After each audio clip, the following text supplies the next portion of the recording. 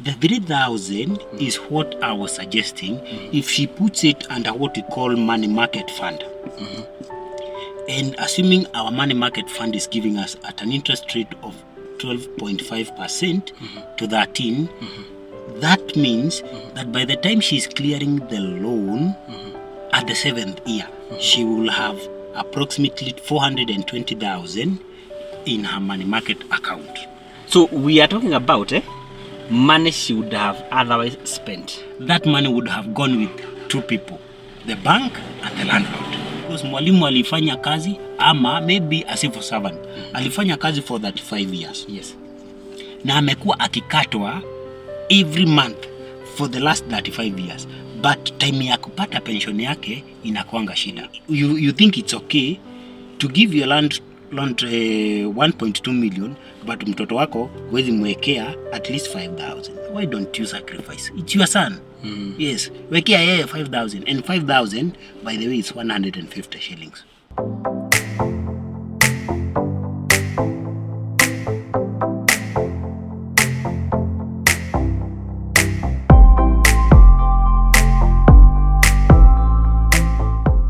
I'm 49 years old, married with 3 children. One is junior 3, junior secondary 3, grade 6 and grade 3.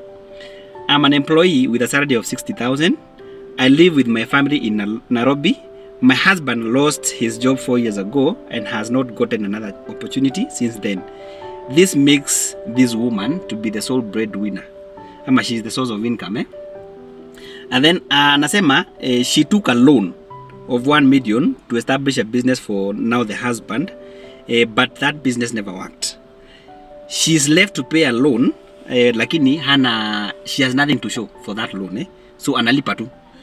So I have a balance of 700,000. By the time she gave me this story, alikuwa na balance ama deficit ya loan ya 700k. So she needs to pay that money. After paying our monthly bills including loan repayment, rent, food, school fees and all that, I'm left with 10k. The remaining cash is left to sustain us until the next paycheck. Okay? Then we live in a rented house, 20,000 per month. I'm left with 11 years to retire. I'm scared of the future of my family. So ako 49 years, she's going to retire at the age of 60. So she feels very uncertain about the future of her family because 11 years is not much. Kama hata manage situation vizuri. So alikuwa ataka asaidiwe. And then she goes on to say that these things must happen before she retires. So within your gap 11 years, she needs to move her family out of the rental house and to their own home. Then number 2, she needs to save enough for the children's education. And then number 3, she also needs to start an investment that is going to sustain them after retirement, because life does not end at retirement. So before we delve into now this conversation, I want to give my guest a minute to introduce himself. Yeah, thank you so much, Martin. Yes. For taking up a role that is very, very much needed in our industry. Our people don't know. Yes. And there is a very huge gap in terms of financial literacy. Yes. And that is why we usually come and try to help where we can serve. So, without much ado, maybe I can delve into the topic of today. Yes. And we start with the most important thing. Yes. So, understanding financial literacy or financial management is a very important role. And the very first thing is we can look the end from the beginning. And by so, I mean retirement. Yes. It's the most important thing. Now, here, Mama Jimmy, yes, she has a husband. The husband is there. Unfortunately, she's not getting She cannot count on her, on him. Yeah, yes. Sure. Yes. So that is the first thing. So wacha tufanye hesabu ya mama akiwa peke yake. Mama akiwa peke yake. Na watoto wake. So there are 3 main things that we must look at into. Number 1 is retirement. She only has 11 years to go. Yes. That is 1. She has 3 children. And most likely the last born will still be in college by the time she's at home. Yes. Yeah, enjoying her retirement. Yes. And number 3 is something called investment. So for us to understand is the most important thing is to know how much are you supposed to spend, yeah, when earning this particular amount of money. Yes. For Mama Jimmy, she currently earns 60,000. Yes. So 60,000, there are 2 main things that we must consider. Number 1 is where she's staying. If she's spending 20,000 on rent, that means there's somewhere there's a disconnect. Yes. Because the maximum amount of money you're supposed to spend on rent is at least 15,000. Okay. I mean maximum 15,000. Meaning the maximum we expect her to spend is 10,000. If we go to the extreme, Yes. that must be 13,000. So in short, if I can hear you well, Yes. you are talking about she needs to review the way she spends money. Absolutely. So priorities, lazima angalia how much she spends on what. Exactly. So you're talking about rent yake ya 20k. That is rent, eh? Yes. Hii 20k. So how much should someone who is earning 60,000 supposed to spend on rent? The maximum we expect her or him to spend on rent, earning 60,000, is from 9,000 up to 13,000. Maximum 13. Maximum 13,000. Okay. Yes. 7k is going now into, this is excess. She has an excess of 7,000 on rent. Yes. She is spending more, 7,000 more than what she's supposed to be spending. So that is the first thing. The second thing is because we want to help Mama Jimmy. Number 1 is that we understand she has a loan of 700,000. Yes. Yeah, we have a loan of 700,000. We have 3 children. One being in junior secondary 3. Yes. We have another one in grade 6. Yes. And the last born being in grade 3. Yes. So that is, there is an education aspect Yes. of that. And then the most important is the retirement. Yeah, she is 49, meaning Yes. she has 11 years to go. Yes. Nowadays, we have a lot of problems when even accessing the pension. You could have worked for 30-35 years. Unfortunately, our employer doesn't really behave when it comes to pension remittance. You can spend 2 years, 3 years before you even receive your pension. Now, with that in mind, it is important to really look at retirement from a different angle.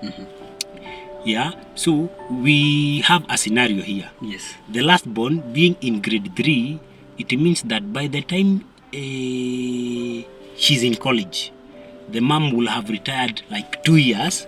So the last born, eh? The last born, yes. 2 years after retirement, the daughter. So you are saying grade 3, eh? Yes. It means there is 4, 5, 6. Yes. And then junior, 1, 2, 3. Then senior, 1, 2, 3. University, 1, 2, 3. Maybe 4. So those are how many years in total? So she's remaining. I mean, this last born, 1, 2, 3, 4, 5, 6, 7, 8, 9, 10, 11, 12. But what we've discovered is, yes, Mama Jimmy will retire in 11 years from today. So where will she be getting the money to pay for the last year of this girl? The last 2, in fact, is maybe 2 the last years. 2 years. Last 2 years, yes. Yeah. Let us take a simple scenario. Yes.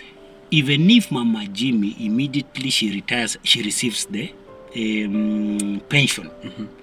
What is she likely to do now that she's not working? Yes. And there is still a child in school or in college. What is she very likely to do? She's likely to spend that money on college. Definitely. Meaning that now she is exposed. Yes. Here is retirement, and she don't have the money. So for the next like 10-20 years, how will she survive? Yes. By that tulisemaga, maybe just to cut you short, yes, it doesn't mean that the fact that she's educating her children ni kumaanisha watamsimamia. No. Actually, in short, education is not an investment. Yeah. What majority of our people don't know, or our parents assume, is that the moment you educate your child, Yes. you kind of have safeguarded your retirement. But that's a very bad mentality to have, because by the time you are 60, possibly your firstborn is having children, and yet wewe ndio una expect atakulipia. And I think the best question kuuliza, even for us, how much do you really support your mother? No. Sometimes you even seek support from them. Definitely. Things sometimes wanatuma waru kutoka kishagina nini. Yeah. Tawi imekuwa moto. So our main challenge is a lot of people who are born in 1990s and above don't really think that retirement is real. Yes. Lakini miaka inasonga kusonga very fast. Yeah. Quick fast. Yes. Yeah, mtu mwenye alizaliwa 1990 sahi ako 34. Yeah. Yes. Mtu mwenye alizaliwa 1980 sahi anaelekea 50. Believe you me. Because he or she is possibly 5 to 6 years short. Yeah. So our point is this, and because we want to help Mama Jimmy, yes, we don't want to deviate so much. Yes. So Mama Jimmy looks like this. She has 11 years to go. She has 3 children, and she has 700,000 in debt. Alone. Yes, she's in debt. So the very first thing we need to think is how we can squeeze some money out of whatever she has. Yes. So the first thing is to look at the loan. The second thing is to look at the rent, and the third thing is to look at the education. Yes. Okay. Yeah. So loan is 700,000. Yeah. Then there's rent. There is rent. And then there's school fees, education. That is education. So if the balance as at now is 700,000. Yes. That means that possibly hiyo loan ilikuwa ya miaka 5, I mean miaka 7. Yes. And now she has paid for 2 years. My advice would be this: let her take the 700,000, go talk to the lender to restructure the loan so that analipa na miaka 7. By so doing, if she's paying at an interest rate of, let's say, 15%. So that means that every month she parts with 16,500. That is how much she parts with. Okay. Yeah. So if she talks to that is a loan she's paying 5 years. Yes, 5 years. She's parting with 16,500. 500. Assume she goes to the lender and does restructuring. Arudisha ile miaka 7. Now she will be paying 13,000 with the same interest rate. So aongeze period. Apunguze payment, yes, the premium. Yes. So amebakisha like 3,500. 3,500. So let her assume hakuna kitu amefanya, amebadilisha. The 3,000 afungue kitu tunaita money market fund. Yeah, assume bado analipa 16,500. The 3,000 akiweka kwa money market fund yenye ina grow at an interest rate of 13, which is the average today. By the time anamaliza loan yake 7 years down the line, she will be having 420,000 as the accumulated amount from 3,000. Yeah. After that, because things must run simultaneously. We have the education, which is not waiting until you repay the loan. Yes. So we are also thinking of education as we think of this loan.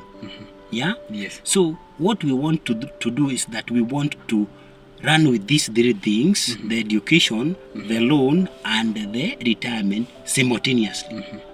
So the 3,000 she has squeezed from the loan, let it be part of her retirement. And then we go back to our spending. If she stays in a rental house of 20,000, yes. I would advise her to look for a house maximum 13,000. So there's something you mentioned to me before we started the video. Yes. That you're not supposed to spend more than 15% of your income on rent. Exactly.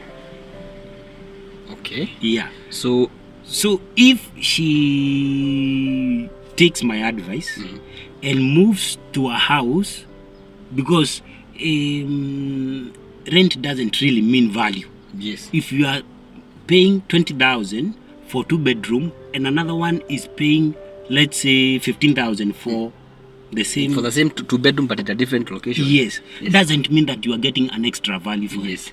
No.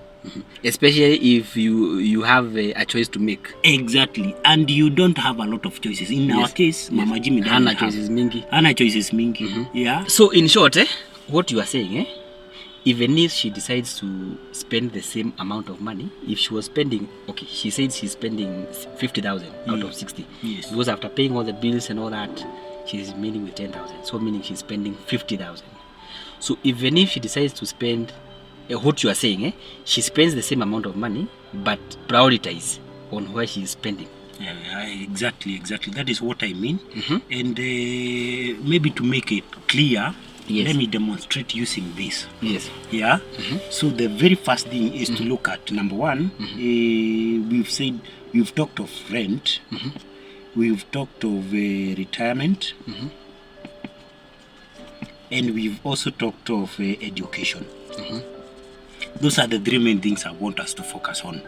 So, and here, us having a loan of 700,000, what we can do is, we've said that we restructure this, so that if she was to pay this, to clear this balance of 700,000 within 5 years, she can talk to the lender and clear the money within 7 years.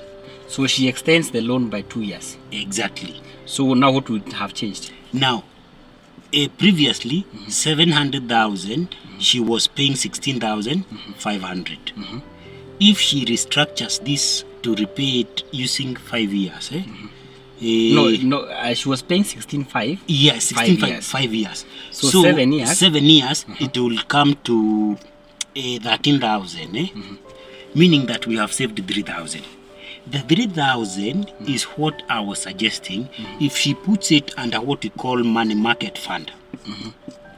And assuming our money market fund is giving us at an interest rate of 12.5% to 13, that means that by the time she's clearing the loan at the 7th year, she will have approximately 420,000 in her money market account. Yeah. So that is one. So part of it, we've taken care of our retirement. Yes. Because by the time she's clearing the loan, she will have at least 5 more years to work for a retirement. Now, we have another part of her life that is on education. What we've concluded is this. If she reduces the rent by at least 7,000, she takes just 5,000, 5,000, and commits this money to an education plan, possibly in an insurance company, and we distribute this money in this form. The first bond takes 2,000, the second bond takes 2,000, and the third bond takes 1,000. Guess how much by the time this guy is retiring, this guy is joining college, how much he will get? The first year, 65,000. Akiingia college. So the first born, by the time anaingia college, atakuwa, so that is 4 years from now. 4 years from now, atapata 65,000. But the amount of money we shall have in the entire period is around 179,000. I can bet this money will not be enough. But what really makes the parent struggle is having zero. Ati wewe mtoto anaingia shule uko zero.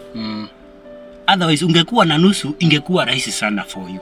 So our main aim is not really to help you get the entire school fees. It is to get a step I mean a stair to step on.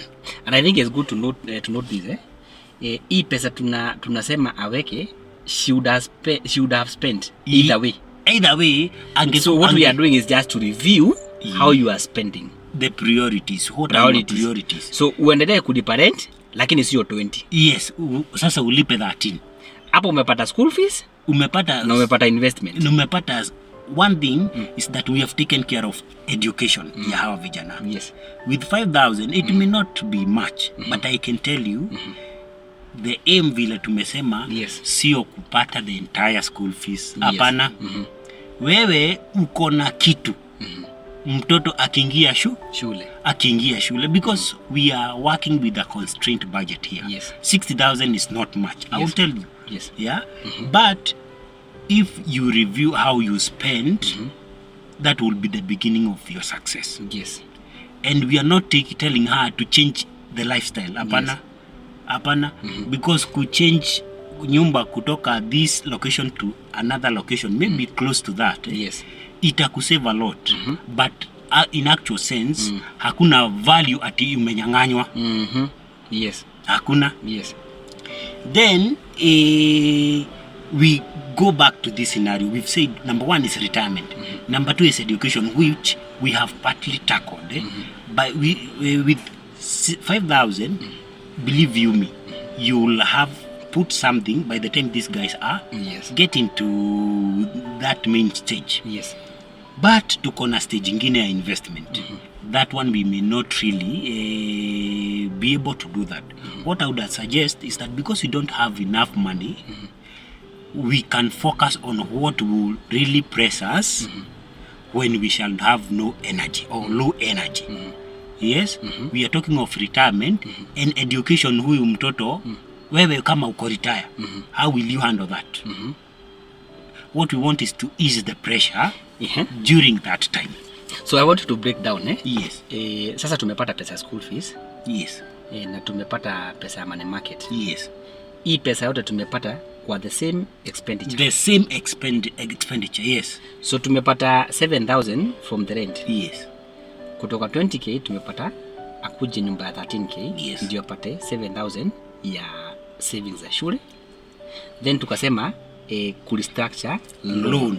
So I think we will do another video now into details on this thing we are calling structuring loan. How it goes about. But at least tumesema you restructure the loan. You have pay with a longer period. You repay using a longer period. And then we reduce the money. The money you ought to have paid for the loan, now you put it under money market fund. If this Mama Jimmy is, let me say, patient, by the time she's clearing the loan at the 7th year, she will be having 420,000 in money market fund account. Now that she's clean of this debt, and now she has 16,000 reserve. What can she do with 16,000? Why don't she take just 6,000 out of the 16,000 she was putting aside? Now aweke hapa kwa money market. Now she has a good capital of 400,000, and she has like 5 or 4 more years to go before she retires. Do you know by the time she's retiring, kwa money market fund kama ataongeza 6,000 every month for the next 4 years, atakuwa na 1,065,000 out of. So we are talking about money she would have otherwise spent. That money would have gone with 2 people, the bank and the landlord. So we are talking about 1.6 million in savings by the time she's retiring. No, we are talking of 1,065,000. Oh, 1,065,000. Yes. Hii ni pesa atapata at the point ya retirement. And this is not pension. This is not pension. Hii ni pesa yenye alikuwa anatumia lakini akaprioritize akasema this money let me get it money market fund. Let me move from a 20,000 rent to 13,000 rent. So it is more adjustment. Tunasema within 11 years atakuwa na 1M. Atakuwa na 1 million. So this one will safeguard her ile wakati ya retirement. Remember kuna mtoto atakuwa bado college by the time ana retire. So instead of her using the money she will get for the pension, maybe anaweza chukua ka portion kidogo hapa. Yes. And on average 1 million can be giving her at least 10,000 per month. So that means akona like 30,000 in every 3 months. Yes. Which can be used to pay for school fees ya huyu mwenye ako. Yes. Wow. Haya, kuna maybe we meet different people. Yes. Kuna mtu anakuambia I've tried to squeeze myself and I can't get like in terms of priorities. If you are telling me to do investment, I don't have that option. So why is it important for you to sacrifice? Because it's sacrifice. Sacrifice. This is very easy when we are doing it on paper. Yes. But the actual practically yes, is now where the rubber meets the road. Absolutely. So why is it important to sacrifice at this point as opposed to waiting for a pension? Yeah. One thing is for sure. Pension today or in our country, Kenya, it's quite unpredictable. You still hear stories. Mwalimu aliretire like 4 years ago, bado hajapata pension yake.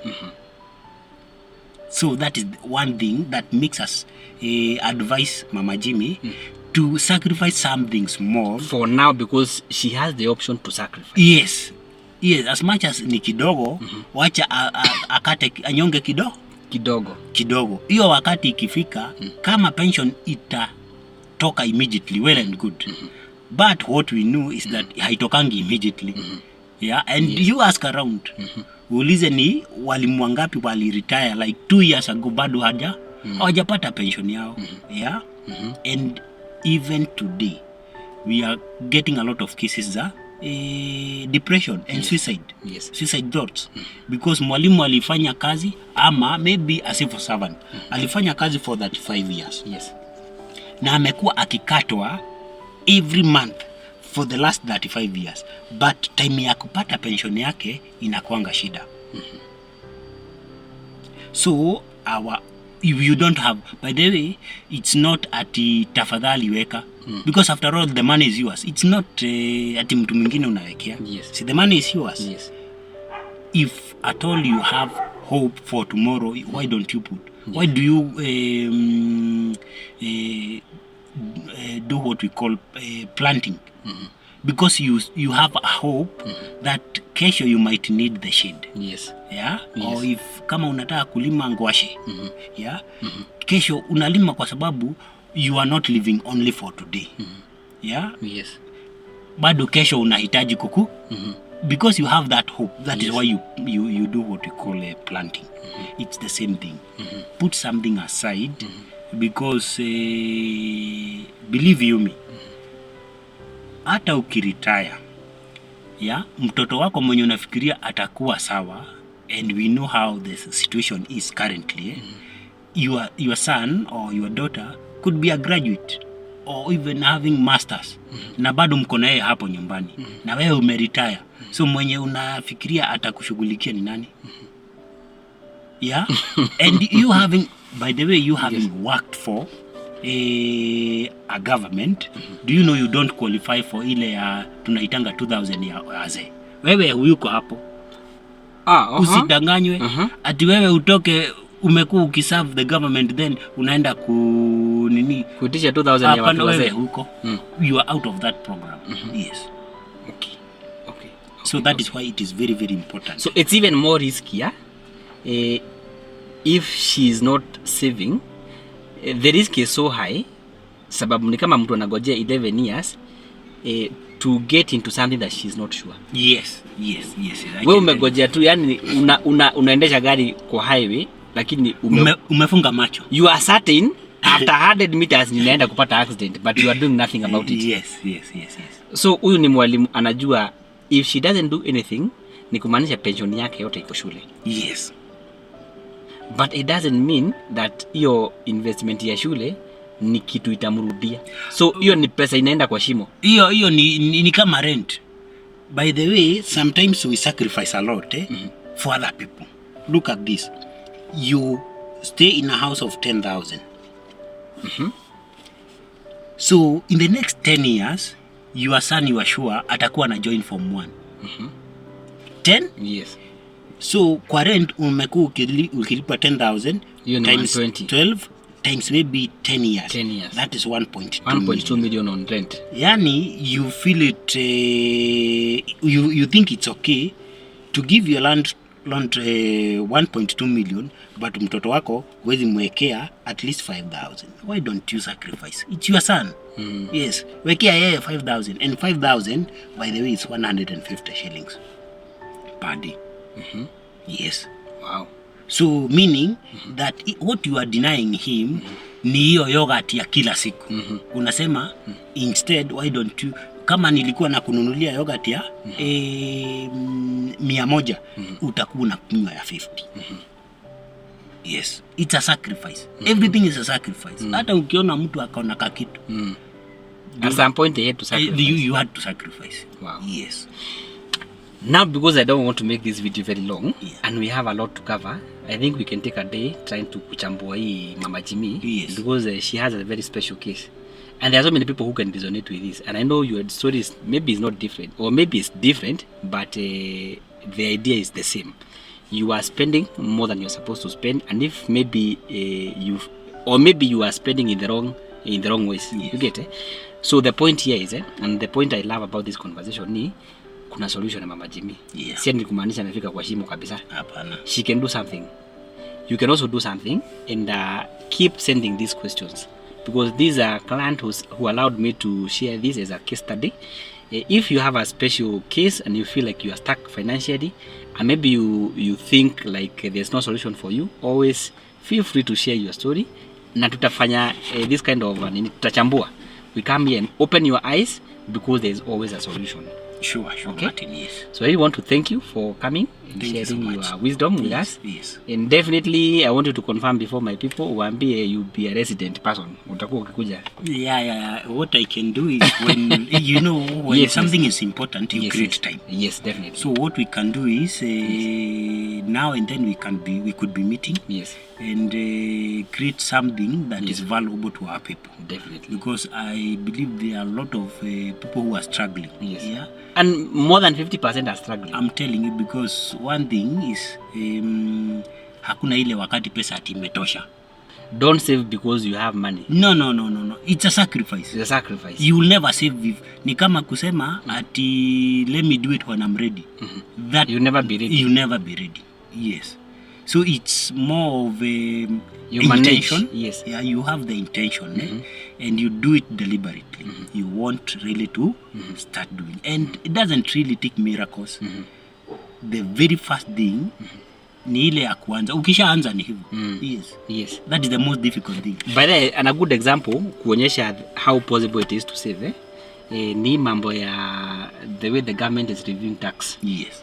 Like hakuna mtu amefuta kazi.